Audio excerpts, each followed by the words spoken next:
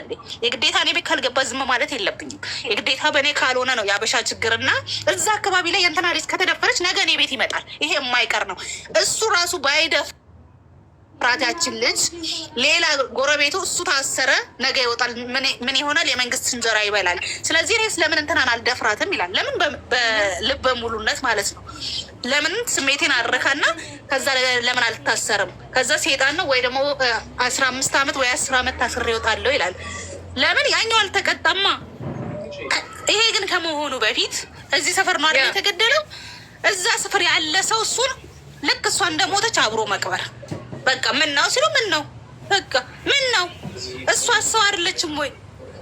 እሷ ህፃን አይደለችም ወይ? ነገ ሀገር ተረካቢ አይደለችም ወይ? እሷ እናት አይደለች እንደ ወለደቻት? ሴት አይደለች እንደ ወለደቻት? እሷ ከገበያ ከሱቅ ተገዝታ ነው አይደለም?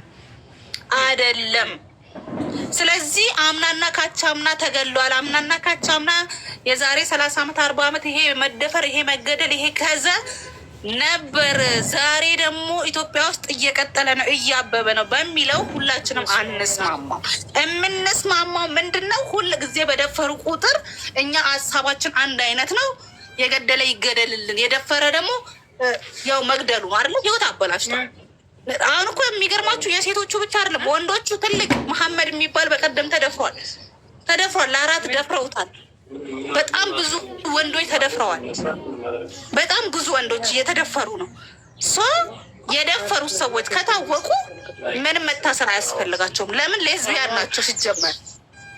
ሲጀመር ወንድ የሚደፍር ጤነኛ አይደለም። ሌዝቢያን ነው።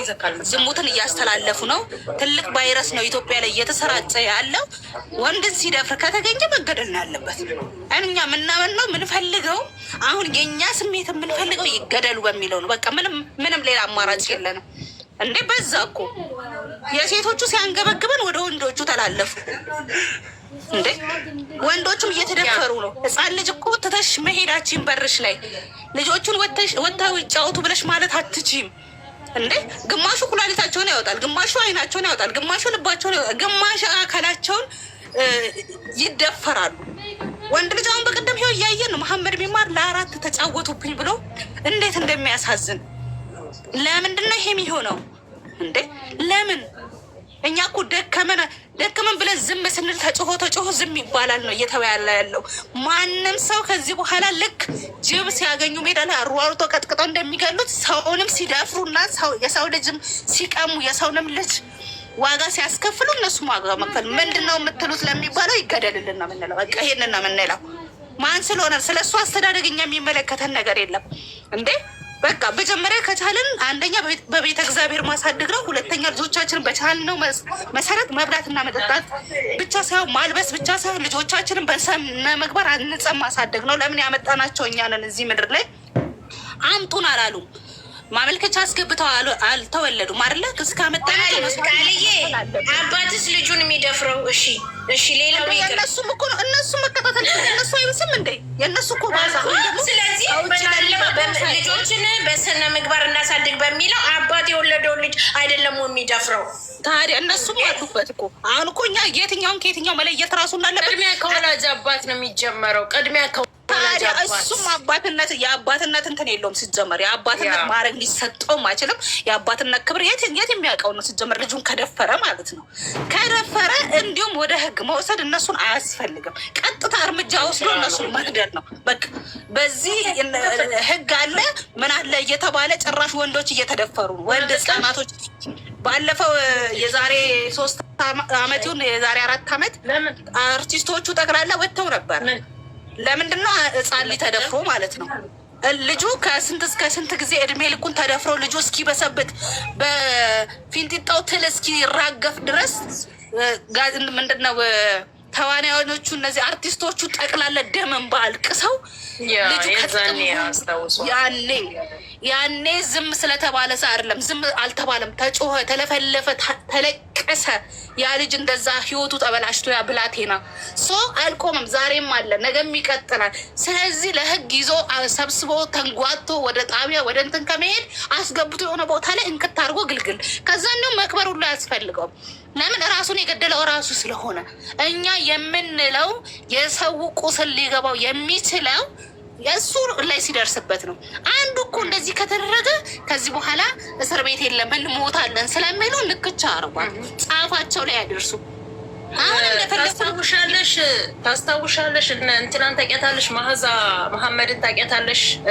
አባይ ቲቪ ላይ የምትሰራ የነበረችው ጋዜጠኛ ስለ አማራ ክልል ስለታገቱ እናቶች ልጆቻቸው የዩኒቨርሲቲ ተማሪዎች የታገቱ ልጆች በጣም የምትጮህ ዋጋ መክፈል አለው ተብላ እነ ሀና ጎጄ ነው ምናምን አርቲስቷ ሁላ ተቀላቅላበት ነበር። ለህይወታቸው ሰግተው ከዛ ውስጥ ወጡ።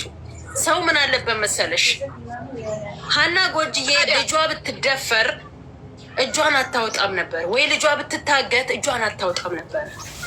መዓዛ መሐመድ ስቲል ነው አለችበት በዛ ውስጥ። ያው ኢትዮጵያ ለቃ አላሰራ ሲላት አሜሪካኖች መሰለኝ ያለችው ማለት ነው።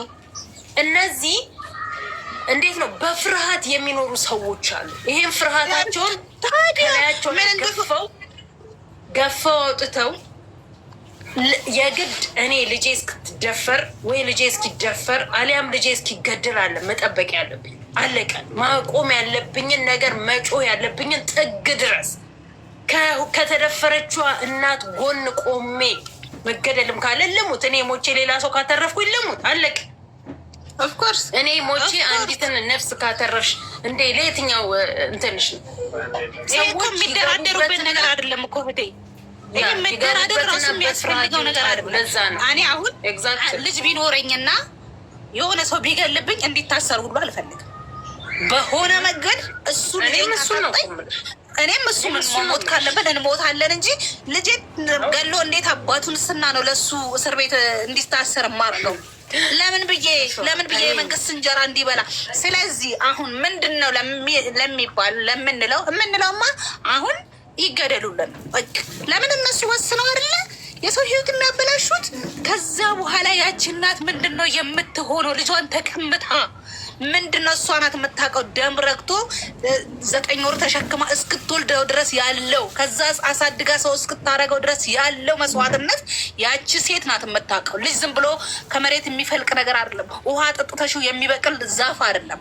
ዛፍ እንኳን አላግባብ የሆነ አታክልት ተክለሽው የሆነ ነገር ሲሆን ያንገበግብሻል። እንኳን ልጅን የሚያክል ልጅ ማለት ነው። ስለዚህ እነሱ ህይወት ለሚያሳጡት ነገር ህይወታቸውን ማጣት አለባቸው። በደንብ ስሙ ጭራቆች። ይሄስ አሁን ደግሞ የሴቶቹ ዋይ ስንል ወንዶቹን አዲስ አበባ ላይ እየጠበቁ መግቢያቸው ላይ እያዙ እየደፈሯቸው ነው። ወንዶቹን እያበላሿቸው ነው። ከዛ እነዛም ደግሞ ከ7 ቀን በኋላ ምን ይሆኑልሻል? ይወጡና ሌላ ሰው ይደፍራሉ። ለምን? ቫይረሱ ይተላለፍባቸዋል። ወደ ሐኪም ቤት እንሂድ ወይ ወደ እምነት ቦታ እንሂድ አይደለም የሚሉት። በቃ 7 ቀን ያቆዩቸዋል ቤት ውስጥ ዘግተው እዛው ተራ በተራ እየተፈራረቁ ይደፍሯቸዋል። ቫይረስ